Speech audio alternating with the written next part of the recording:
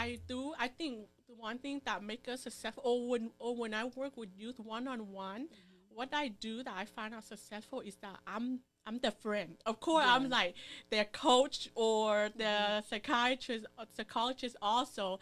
But what I think that make me successful is that I build a friendship. Because when you're a friend with anybody, you can express talk to Yeah. anything with anything, right? Yeah, You yeah, feel more yeah. comfortable. Yeah, you don't feel embarrassed to say Yeah. who you really are. Yeah, So so yes. so I build that friendship with them and say, yes, I'm like a bigger sister, but I'm also your friend. That you can share with me, and I also share with them my experiences. Like a friend. Like sometimes if I have trouble with anything or challenges that I go through, I will share with them to have that Grounds. common Yeah, ground. yeah. So they can So know you're human.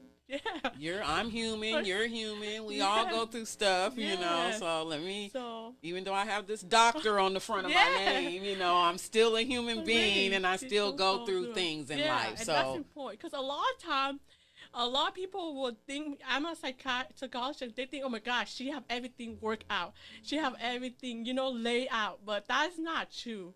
I done went and visit mine and I'm like, I think she needed me today. Okay. And I'm like, and it's okay because Yeah, she's human, so- Form of assessment. So, Yeah. so I try to build that friendship with them. And by sharing story of my struggle and the thing that I still currently working on, and not all laid out. So, like for example, when every time they set a goal to improve their eating habit, I will also share one of my current goal. Okay, I'm struggling with this also, but this is how I'm trying to do it. Yes, Yeah, yes, so- yes.